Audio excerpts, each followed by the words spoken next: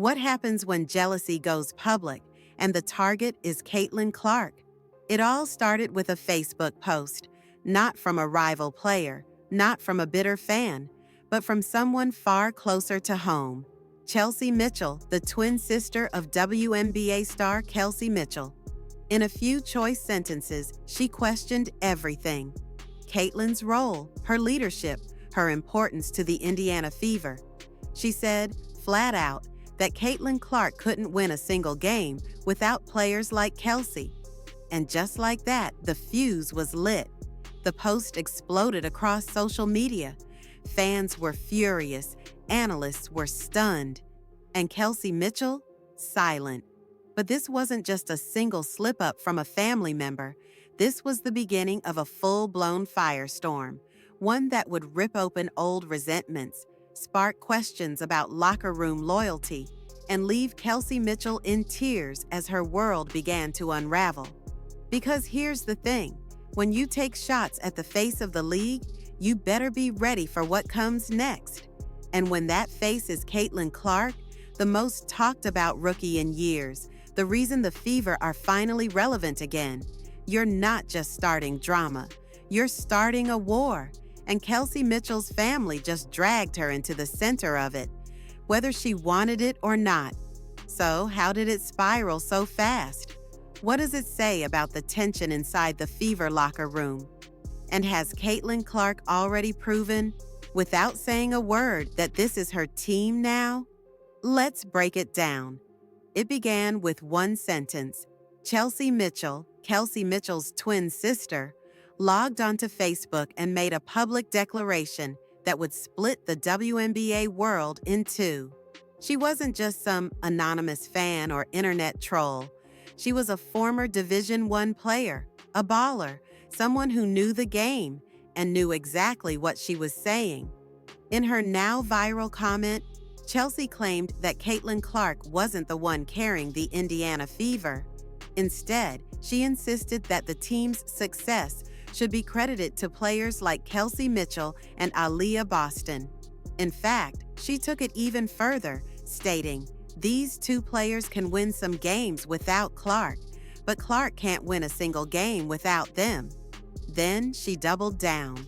She liked and reposted a series of posts calling Caitlin's fans delusional. One even boldly suggested that the Fever should stop running their offense through Clark altogether. And just like that, the damage was done. Within hours, Chelsea's Twitter account mysteriously vanished, deleted, wiped clean. But the internet never forgets. Screenshots circulated like wildfire. The outrage wasn't just because the comment was insulting. It was because of who it came from, a twin sister, a fellow athlete, a direct link to Kelsey Mitchell. And if Chelsea felt bold enough to say it out loud, fans wondered, what was Kelsey saying behind closed doors? Was this just a family member sounding off? Or was it a peek inside a deeper resentment festering behind the scenes? The questions started flying. The accusations started spreading. And in the blink of an eye, Kelsey Mitchell, one of Indiana's most seasoned players, found herself at the center of a storm she didn't create, but now had to answer for. But if fans thought this was just a one-off comment, what happened next would prove this fire was only getting started. The internet erupted. Kelsey Mitchell's mentions blew up. Fans flooded Twitter, Instagram, and YouTube comment sections demanding answers. Not from Chelsea, from Kelsey. Why hadn't she said anything? Why hadn't she distanced herself from her sister's words? Why, after days of backlash, was she still silent? Because when someone that close to you throws shade at a teammate, especially the most visible, most valuable player on the team, people expect a response. And when there isn't one, the silence starts to speak for itself. Sports analysts weighed in quickly. This wasn't just a rogue comment anymore. It was a public relations disaster. One ESPN personality put it bluntly, "If Chelsea Mitchell is confident enough to post that, you have to wonder what Kelsey's been saying in those group chats." And suddenly, it wasn't just a family feud. It was a locker room crisis. People began to connect the dots. Clark was taking hard fouls every game, cheap shots, elbows, pushes, and through it all, where were her teammates? Where was Kelsey? Why didn't anyone step in to protect the rookie who'd brought life back to Indiana? Those moments, once dismissed as nothing, now looked intentional. Clark's quiet endurance contrasted sharply with the growing pettiness from the Mitchell camp. While Chelsea and others trashed Clark online, Caitlin said nothing. No clapbacks, no interviews. She kept her head down and played. But Kelsey's silence was deafening, and fans began turning on her. Some posted comments like, "If your sister's saying it and you're not shutting it down, we believe you feel the same way." Others went even further, accusing Kelsey of letting jealousy cloud her judgment, while Caitlin Clark was out here making WNBA history. And it wasn't just words online. The tension began to seep into the Fever's chemistry on the court. Missed assists, avoided eye contact, no high fives after big plays. Analysts began to ask, was this team divided? The perception, clear. Caitlin was focused on the game. Kelsey was surrounded by people focused on drama. And just when it looked like things might settle down, Kelsey's circle lit another match. What should have ended with one reckless Facebook post spiraled into something much uglier. Instead of cooling off, members of Kelsey Mitchell's inner circle began doubling down. Not only did Kelsey Mitchell stand by her comments, but family, friends, and online associates jumped in, liking, reposting, and even creating more anti-Caitlin Clark content. And this time, it got personal. One post compared Caitlin to a glorified role player. Another referred to her fans as clueless hype machines.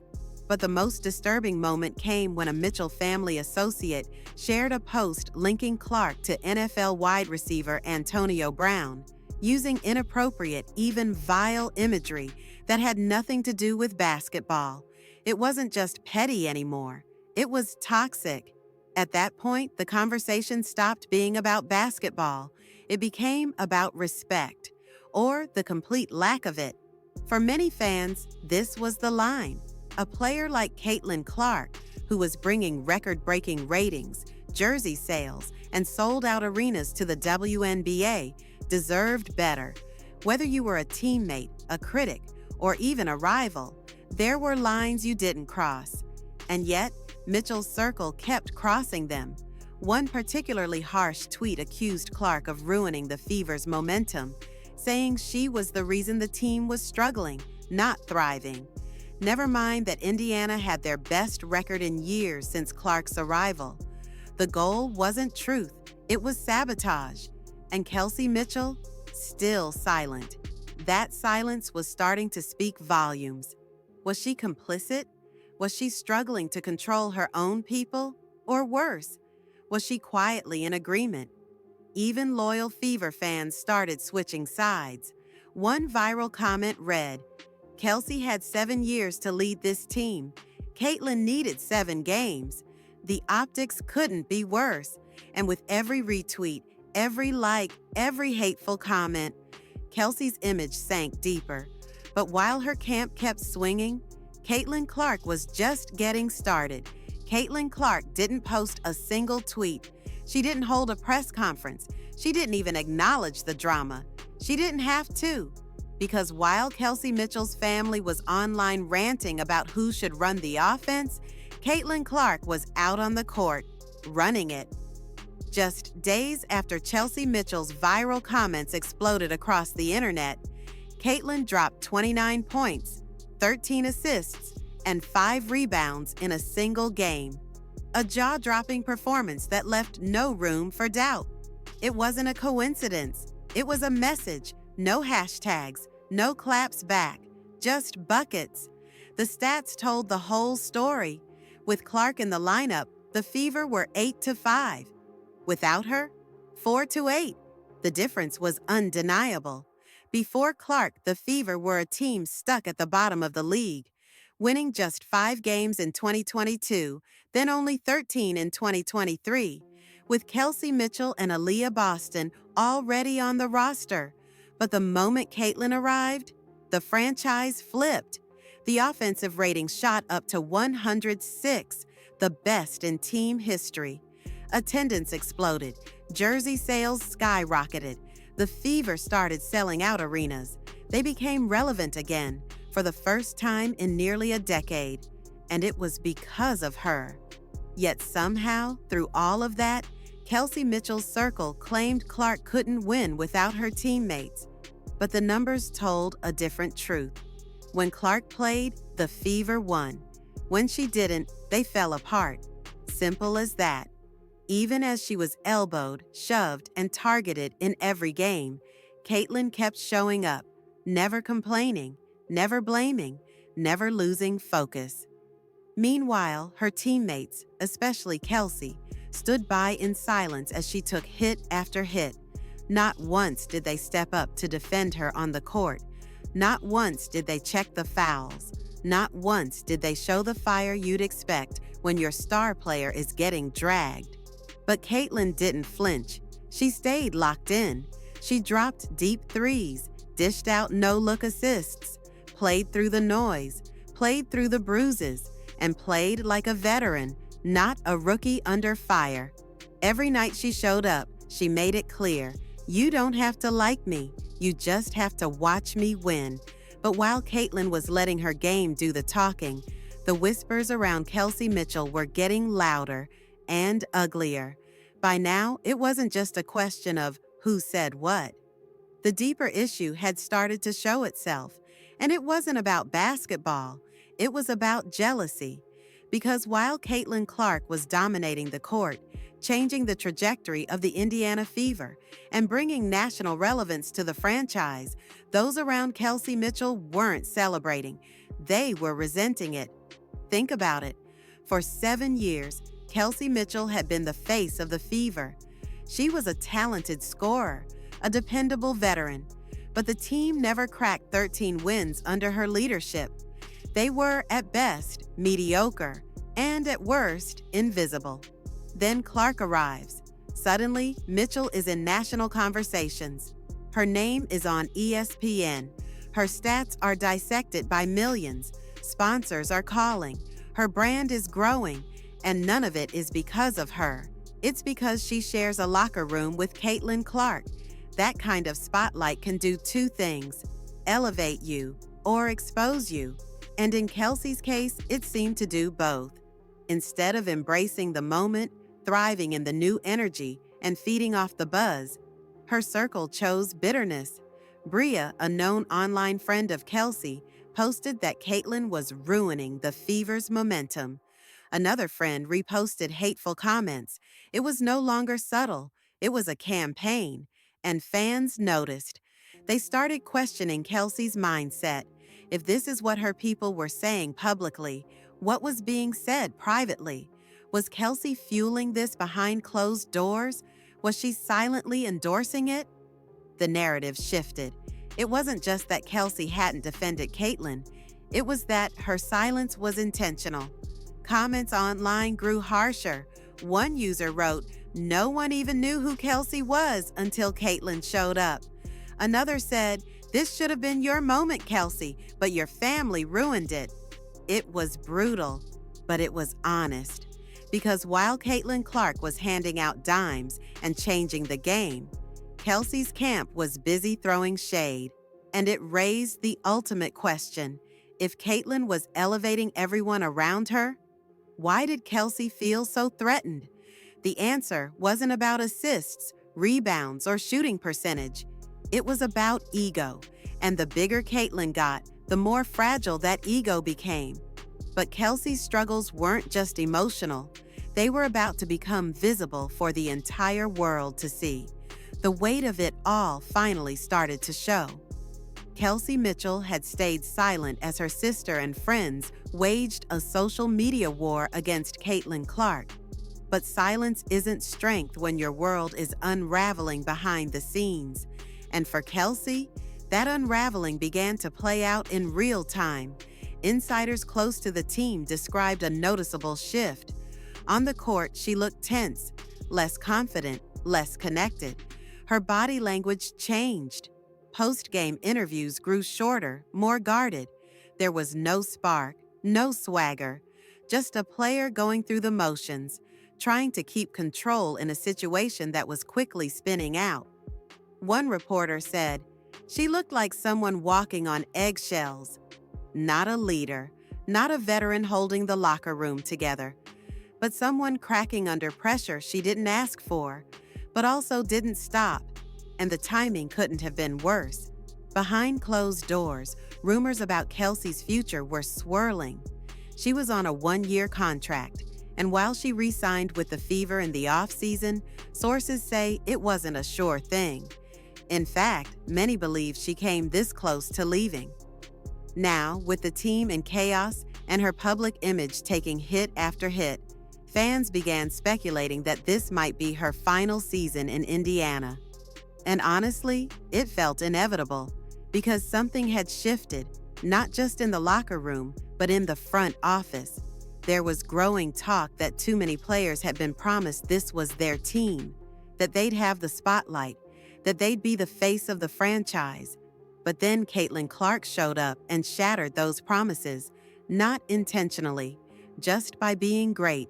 And for someone like Kelsey Mitchell, who had quietly endured years of losses and irrelevance, watching a rookie come in and instantly become the star had to sting.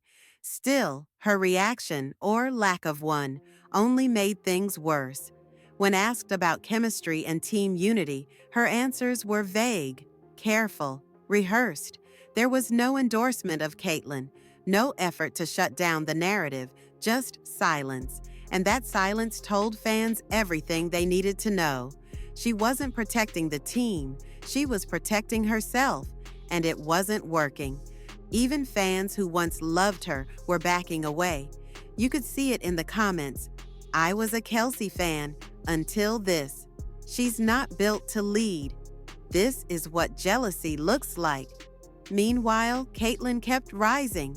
She smiled, she hustled, she dominated, and she did it while getting targeted physically and verbally in nearly every game.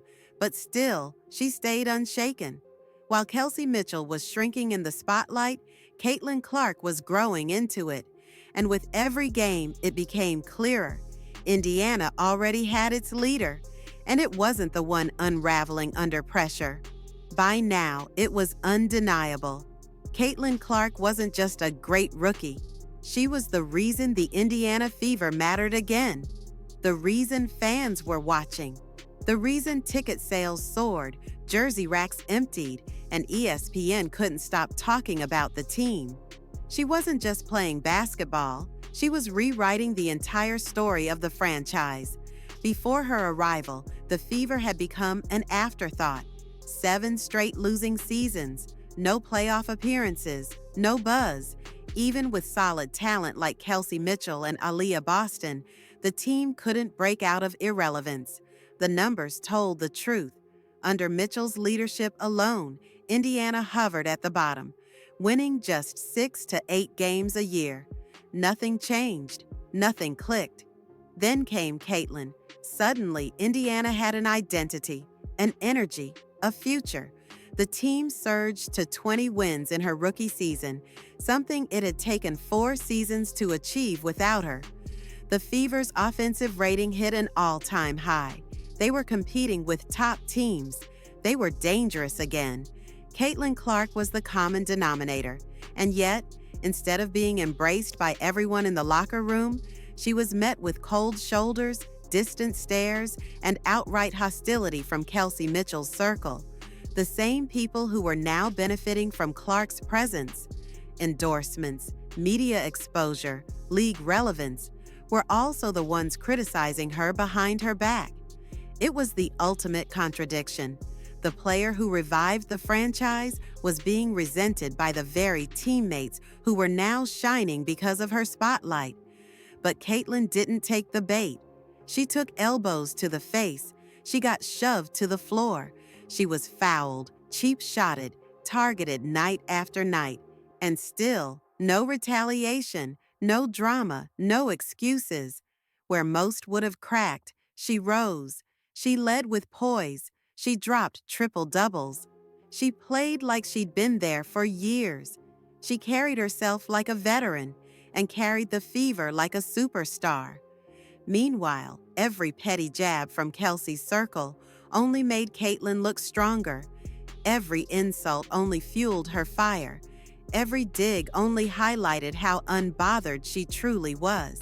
And that contrast between Caitlyn's quiet dominance and Kelsey's chaotic silence made one thing very clear to fans. This wasn't just a good player.